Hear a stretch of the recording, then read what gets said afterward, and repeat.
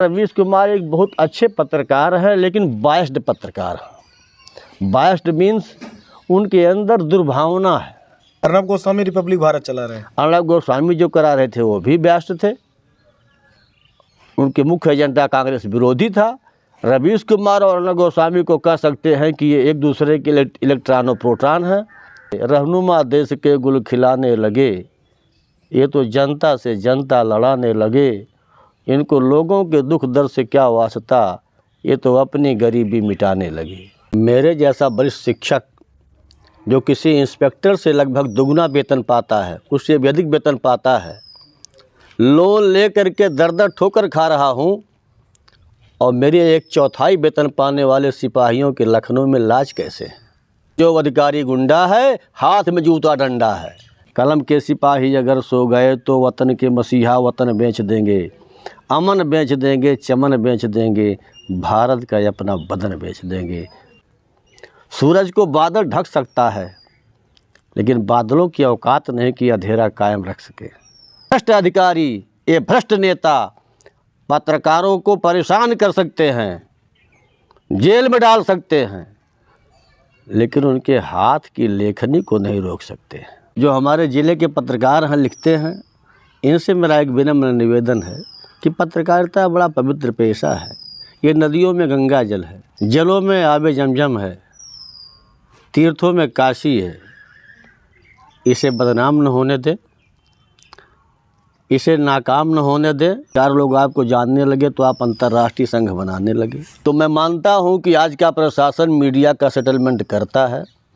नेताओं की अधिकारियों से और पत्रकारों के अधिकारियों से गठजोड़ बनते हैं। बतौर पत्रकार मुझको भी एक बार घूस मिला है। चाय को दबाने के लिए पैसे मिले हैं, लाओ इसको अखबार में इसी थैली के साथ छाप देते हैं। जो ब्यूरो चीफ आए थे बड़े बड़े अखबारों के, उनको लाल पन्नी मिली थी।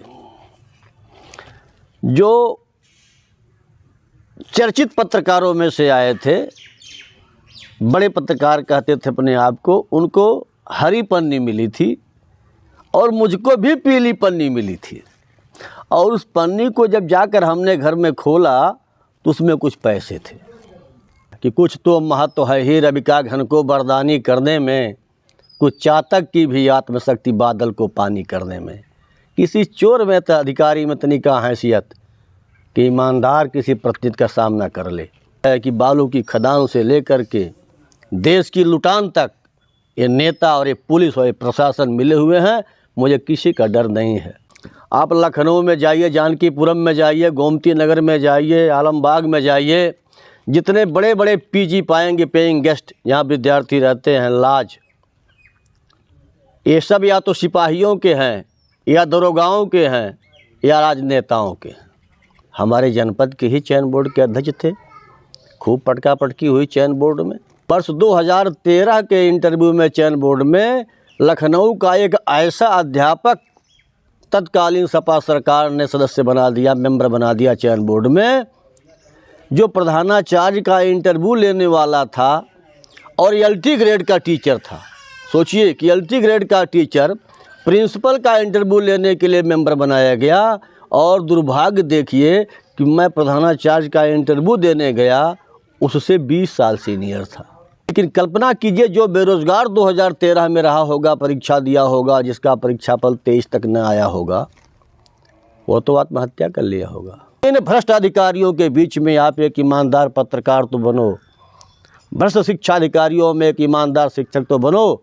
किसकी मजाल है जो आपसे आँख से आँख मिला ले? क्या अडानी सारे टीवी चैनलों को खरीद लेगा तो जो चाहेगा वही होगा? अखबार भी पहले समाज सेवा और राष्ट्र सेवा को समर्पित थे, आज ये धनाढ़ वर्गों को समर्पित हो गए हैं, राजनेताओं को समर्पित हो गए हैं, मुंह देख कर लिखने लगे हैं, यस्यास्य वित्तम स पुरुषः कुलीनः सर्वे गुणाः कांचनम आश्रयन्ते। इस प्रकार मूल खबरें तो कुल मिलाकर के 40% ही रहती हैं, शेष स्थान तो विज्ञापन और सुर्खियां ले लेती हैं। यह सुर्खी कितने पॉइंट की होगी, आज के पत्रकारों को नहीं मालूम है। नमस्कार, मैं हूँ हिमांशु त्रिपाठी, आप वार्ता हिंदी देख रहे हैं। हॉट टॉक विद एसटी के नए एपिसोड में आपका बहुत बहुत स्वागत है। एपिसोड में अभी तक आपने राजनीतिक चेहरों को देखा उनसे उनके दिल की बात पूछकर हम आप तक पहुंचाते रहे हैं। आज साहित्य की तरफ बढ़ा है वार्ता हिंदी। कुछ न कुछ बच जरूर जाता है जो आप जान नहीं पाते हैं। साहित्य बहुत बड़ी चीज़ है, उस विषय पर भी चर्चा आज हम करेंगे। आज हमारे साथ उदयराज मिश्रा जी रहेंगे। आप पत्रकार भी हैं, शिक्षक भी हैं और साथ साथ राष्ट्रीय पुरस्कारों से नवाजे भी गए हैं। कई अवार्ड आपको मिले हुए हैं, उस विषय पर हम चर्चा करेंगे। आपका बहुत बहुत स्वागत है वार्ता हिंदी। बहुत बहुत स्वागत है आपका त्रिपाठी जी, बहुत बहुत स्वागत। वार्ता हिंदी भी सीख रही है, कुछ न कुछ सीखती रहती है और आपका सहयोग वार्ता हिंदी को मिलता रहता है। आज इस कैमरे में और वार्ता हिंदी के सब्सक्राइबर को यह चेहरा हम सोचे कि रूबरू करवा दिया जाए। कैसा लग रहा है? भाटियान सफाया नामक मनोवैज्ञानिक ने कहा है, a permanent change in behaviour through experience and training is called learning.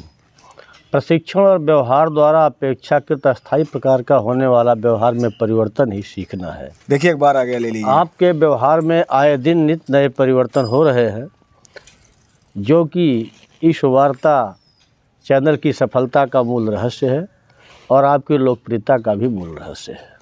लोग कहते हैं कि पत्रकारिता की एक शैली होती है, लोग ये कहते हैं कि पत्रकारिता का एक दायरा होता है, लोग ये भी कहते हैं कि इस तरीके की पत्रकारिता करना उचित नहीं है इस समाज में। Shooting sorting well up to date और एक प्रकार क्या जैसे स्क्रीन्स पे जाके लोग बातचीत करते थे, उसी प्रकार की पत्रकारिता कहीं ना कहीं समाज को सूट करती है। आप अलग तरीके से चल रहे हैं, मैं सही कहाँ तक हूँ? क्या बदलाव करने चाहिए? सत्य तो यह है कि आज 99% तक पत्रकारिता मर चुकी है। मुझे इस बात का बहुत कष्ट है कि कहा गया है, न तेग चलाओ न तलवार निकालो, जब तोप मुखालिक तो अखबार निकालो।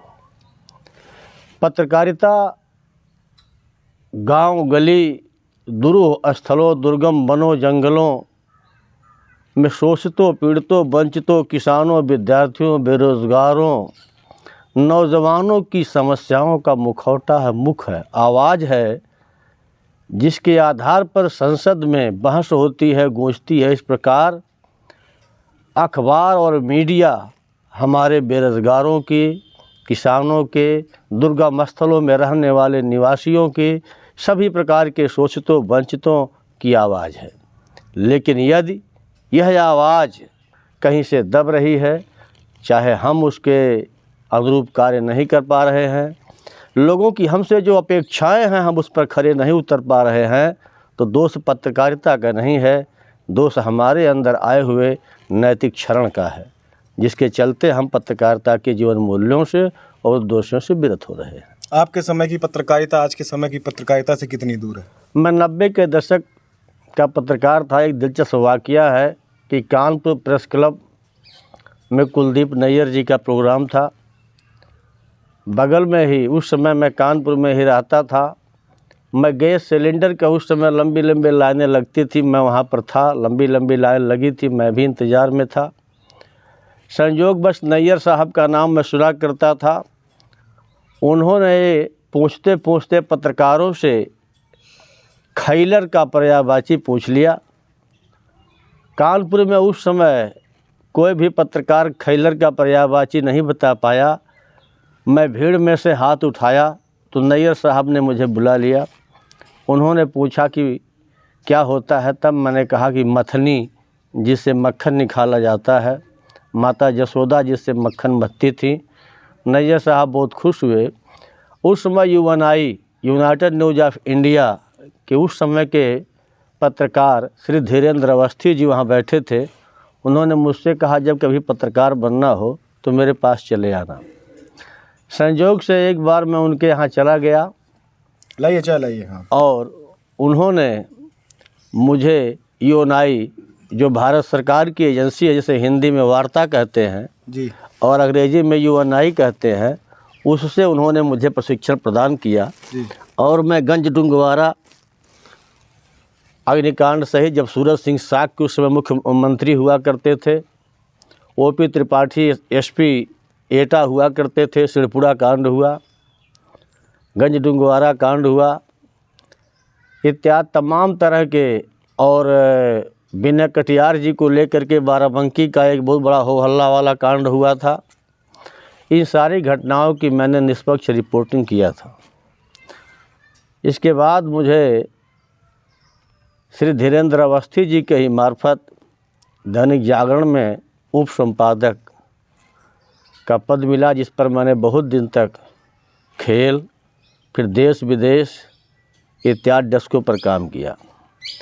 इसके साथ धीरेन्द्र अवस्थी जी के साथ मजहर अब्बास नकवी, जो कि जाने माने पत्रकार हैं, मेरे अजीज़ मित्र हैं, मुख्तार अब्बास नकवी के बहुत करीबी हैं, उनके साथ मिल कर के मैंने सियासत जदीद उर्दू अखबार में बहुत दिनों तक उप संपादक का कार्य किया।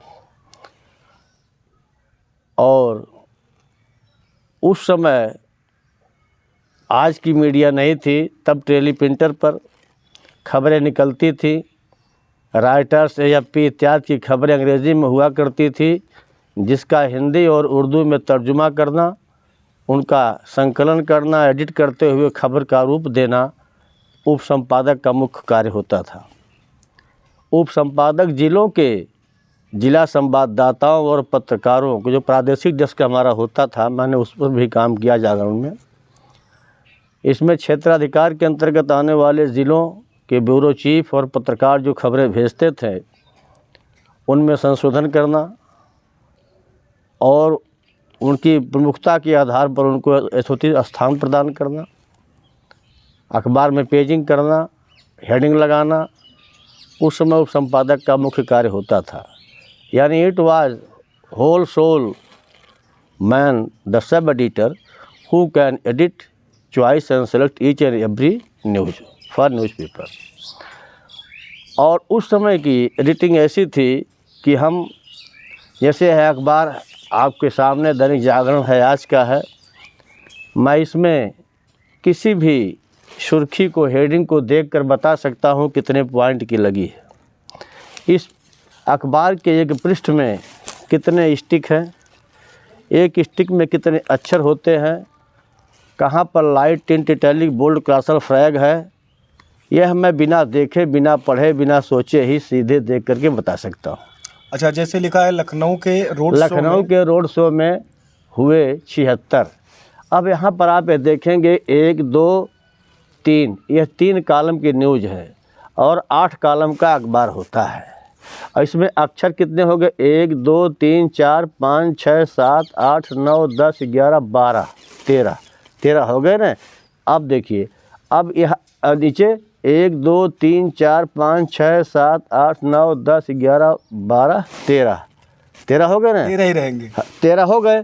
अब जाहिर सी बात है कि पॉइंट लगा, सुर्खी लगाने वाले पत्रकार ने इसमें स्पेसिंग देते हुए, जगह देते हुए ये ध्यान दिया है कि यह 60 पॉइंट की हेडिंग हो कि 45 पॉइंट की हो कि 36 इटैलिक, बोल्ड हो, लाइट, टिंट किस रूप में दिया जाए, यही सब एडिटर का कार्य होता है।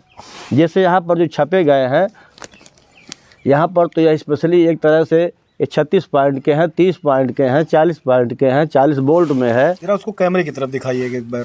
अब जैसे अखबार है, इस अखबार की जो न्यूज़ सुर्खी कहलाती है, यह सुर्खी कितने पॉइंट की होगी आज के पत्रकारों को नहीं मालूम है। इसके बाद आप ये देखते होंगे खबर के बीच में कहीं कहीं लिख दिया जाता है, जैसे यहाँ पर आपको यह दिखाई पड़ेगा कि यहाँ कुछ दूसरा रूप दिखाया गया, ये टिंट है, ये टिंट इसे कहा जाता है। ये टिंट कहा जाता है। और कहीं अगर काले पर सफ़ेद लिखा गया है, मैं दिखा रहा हूँ, तो उसको रिवर्स कहा जाता है। तो यह सारा कार्य जो करना जो होता है, जैसे यह एक विज्ञापन है, यह एक विज्ञापन है और इस विज्ञापन में देखेंगे आप कि काले रंग के ऊपर सफ़ेद लिखा गया है, that is called reverse printing. यह रिवर्स प्रिंटिंग है। यानी how we can edit each and everything, it totally depends on sub editor and editor.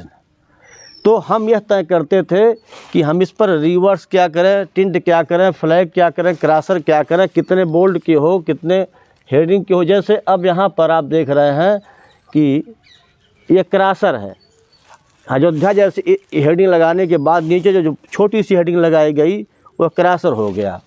अब ऊपर जब लगाते हैं तो फ्लैग हो जाता है। और कितने पॉइंट की है, कितने बोल्ट की है, स्पेशली जो है कि एक पृष्ठ में जो फोटोकॉपी का एक पन्ना होता है उसके एक पृष्ठ में 2 स्टिक आते हैं और एक पेज में एक कॉलम में 12 स्टिक होती है। अच्छा, एक कॉलम में 12 स्टिक होती है। यानी अगर आप 6 पन्ने लिख देंगे तो 100% एक कॉलम भर जाएगा। और 8 कॉलम का एक पेज होता है, 8 कॉलम का एक पेज होता है तो 12 8 96 स्टिक होता है। 96 स्टिक का एक होता है, लेकिन लिखा जाता है लगभग 60%। 40% विज्ञापन से भर जाते हैं। अच्छा। 20% सुर्खियाँ लगी जाती हैं। इस प्रकार मूल खबरें तो कुल मिलाकर के 40% ही रहती हैं। शेष स्थान तो विज्ञापन और सुर्खियाँ ले लेती हैं, क्योंकि विज्ञापन नहीं रहेगा तो आय नहीं रहेगी। आप इसी पेज को देख लीजिए, उदाहरण के तौर पर अखबार के पृष्ठ में खबरें कितनी हैं, विज्ञापन कितना है, और नाम समाचार पत्र है। तो यस्यास्य वित्तम स पुरुषः कुलीनः सर्वे गुणाः कांचनम आश्रयन्ते। जिसके पास वित्त है, धन है, वही आज के ज़माने में कुलीन है। अखबार भी पहले समाज सेवा और राष्ट्र सेवा को समर्पित थे, आज ये धनाढ़ वर्गों को समर्पित हो गए हैं, राजनेताओं को समर्पित हो गए हैं, मुंह देख कर लिखने लगे हैं। तो हमारे जैसे पत्रकारों के लिए इसमें कोई जगह नहीं है। तो मतलब आप रवीश कुमार को भी उसी निगाह से देखते हैं कि वो एनडीटीवी से बाहर निकल गए और सोशल मीडिया इसमें फेसबुक पेज और यूट्यूब पेज। मैं किसी पत्रकार की निंदा नहीं करता। रवीश कुमार एक बहुत अच्छे पत्रकार हैं, लेकिन बायस्ड पत्रकार हैं। बायस्ड मीन्स उनके अंदर दुर्भावना है। उनके परिवार के लोग कांग्रेस से हैं, उनके भाई कांग्रेस के नेता हैं। तो कांग्रेस के लोग जो करें अच्छा करें, अन्य दलों के लोग जो करें बुरा करें। अगर कोई पत्रकार ऐसा कहता है तो वह बायस्ड है। मीडिया बायस्ड नहीं होनी चाहिए। अर्नब गोस्वामी रिपब्लिक भारत चला रहे हैं। अर्नब गोस्वामी जो करा रहे थे वो भी बायस्ड थे। उनके मुख्य एजेंडा कांग्रेस विरोधी था। रवीश कुमार और अर्नब गोस्वामी को कह सकते हैं कि ये एक दूसरे के इलेक्ट्रॉन और प्रोटॉन हैं। अपनी तरफ खींचते ज़रूर हैं। कांग्रेस को खींच रहे हैं रवीश कुमार और भाजपा को खींच रहे हैं गोस्वामी जी। मीडिया को ऐसा नहीं होना चाहिए। मीडिया को तो कुलदीप नैयर होना चाहिए, मीडिया को तो नकवी होना चाहिए, मीडिया को तो खुशवंत सिंह होना चाहिए। तो जेल में चले जाएंगे ना वो? कौन जेल में? मैंने कहा ना, न तोप चलाओ न तलवार निकालो, जब तेग मुखालिक तो अखबार निकालो। गणेश शंकर विद्यार्थी को किसका डर था? उद्दंड मार्तंड का प्रकाशन क्या इसलिए किया गया था कि हमारे धनाढ़ वर्गों की मीडिया हो जाएगी?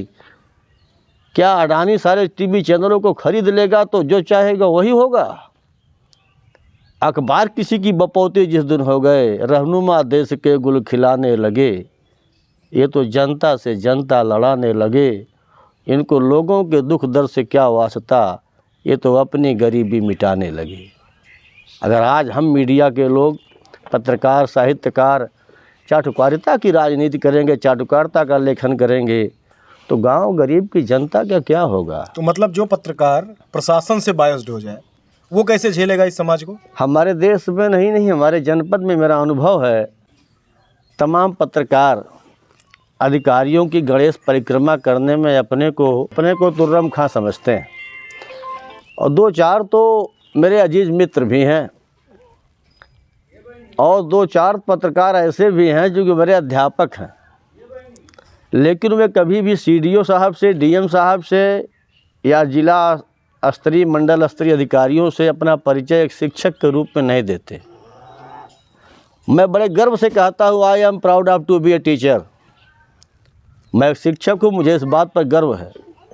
लेकिन वे लोग शिक्षक कहने में अपने को शर्मिंदा होते हैं, क्योंकि सुबह से ही सीडीओ साहब की विकास भवन में बैठ जाते हैं, डीएम साहब के साथ बैठ जाते हैं, और वहाँ पर हमारे लोगों की ही निंदा भी कभी कभी कर देते हैं।